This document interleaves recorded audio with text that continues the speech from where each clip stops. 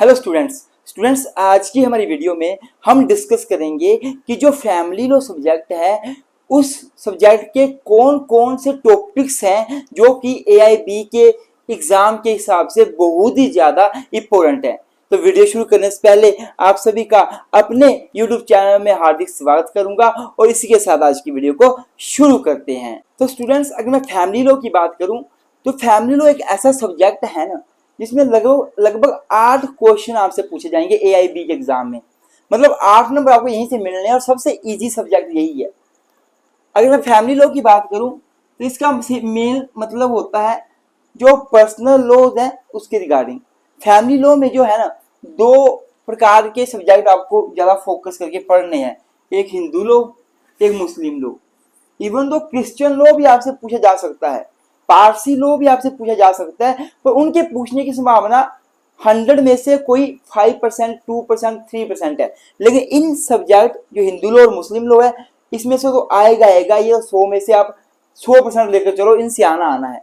तो अगर मैं हिंदू लॉ की बात करूं तो आपको कौन कौन से एक्ट पढ़ने हैं और अगर पढ़ने नहीं है तो कौन कौन से एक्ट आपको देखने हैं, गो थ्रू करना है, या फिर किन किन एक्ट के बेयर एक्ट आपको एग्जाम में लेके जाने ही हैं, तो वो कौन सा है।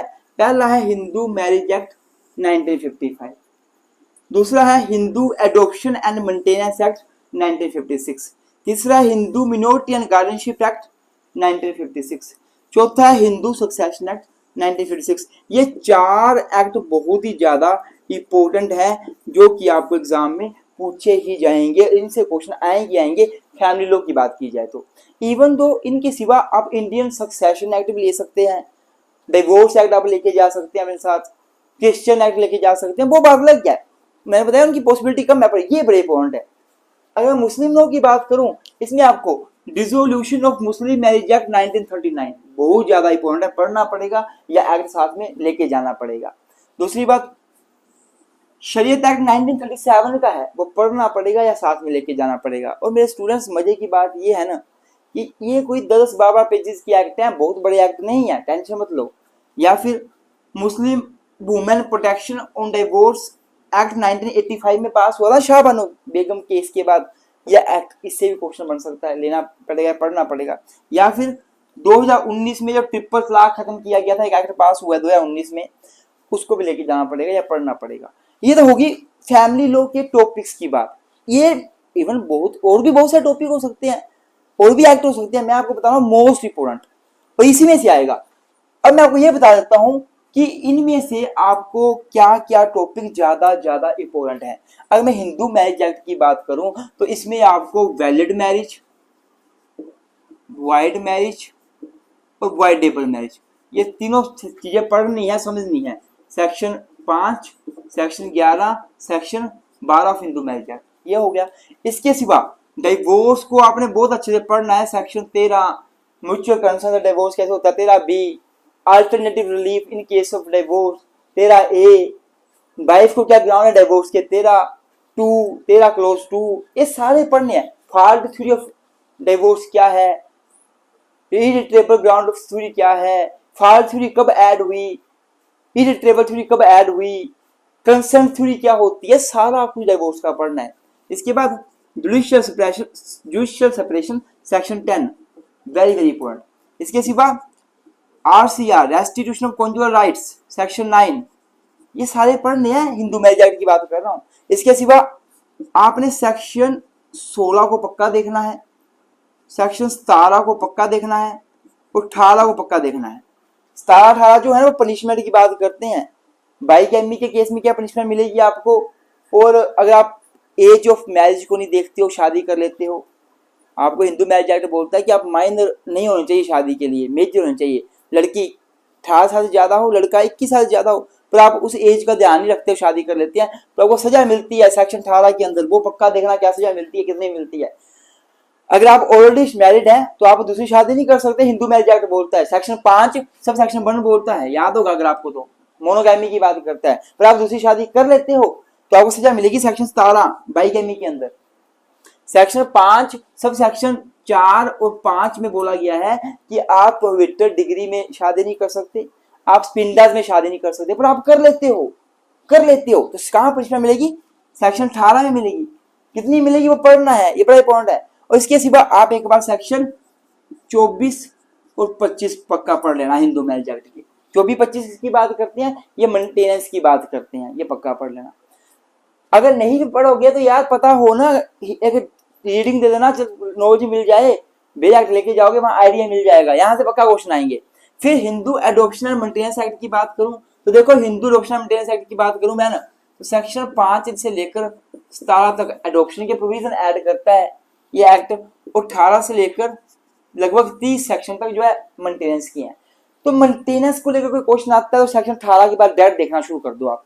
18, 19, 20, 21, 22, 23 इसमें मेंटेनेंस होगा।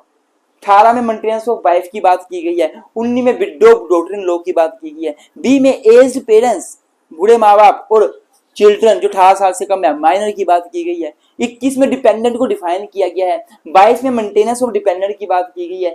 23 में क्या बात, मतलब ये सारी चीजें आपको पढ़नी पड़ेगी, बता रहा हूं, यहां से क्वेश्चन बनता है। और एडॉप्शन वाला 5 से सारा पक्का पढ़ना है, यहां से क्वेश्चन पक्का बनेगा।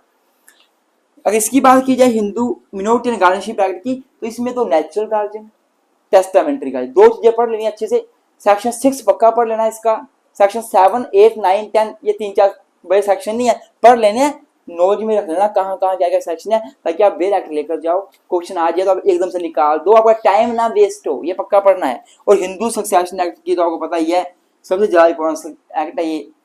इसमें मेनली सेक्शन 6 से बड़े क्वेश्चन बनते हैं, वो पक्का पढ़ना है।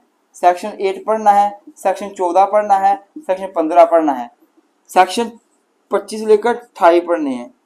ये मोस्ट इंपोर्टेंट सेक्शन बता रहा हूं मैं। ये मुस्लिम लोग की बात, मुस्लिम लोग ये एक्ट हो गए पक्का पढ़ने या अपने साथ ले जाने। देखो एक्ट वगैरह के क्वेश्चन आप सोल्व कर लोगे, कोई डाउट नहीं है, पर मुस्लिम लॉ में जो कुछ कंसेप्ट हैं, जैसे कि कंसेप्ट यहां लिख रहा हूं, पहला मेहर, वेरी वेरी इंपोर्टेंट, मेहर डावर जो होता है पक्का पढ़ लेना, पक्का।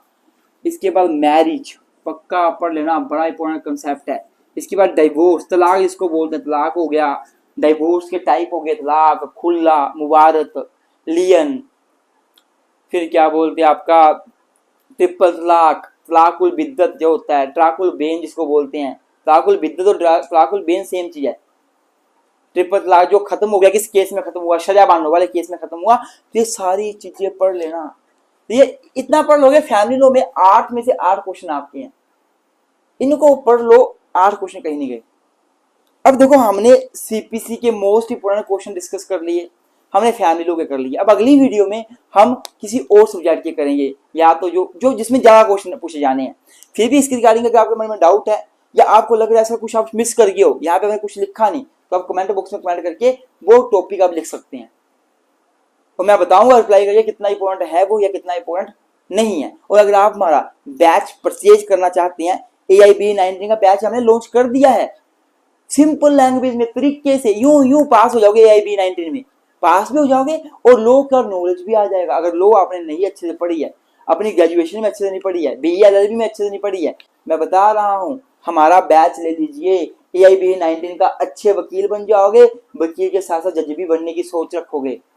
तो अगर बैच लेना चाहते हैं तो हमारे व्हाट्सएप पे मैसेज कर दीजिए 9816492276, ये हमारा नंबर है, इस पे मैसेज कीजिए, इस पे रिप्लाई आ जाएगा, आप हमारा बैच खेल सकते हैं।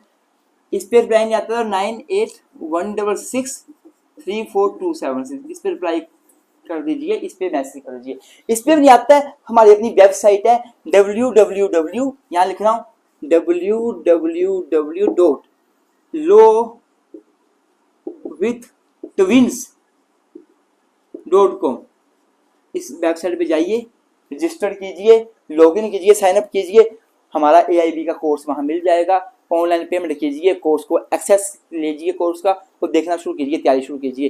थैंक यू सो मच, मिलते हैं किसी नई वीडियो में, और वहां पे हम AIB-19 के और इंपॉर्टेंट टॉपिक डिस्कस करेंगे।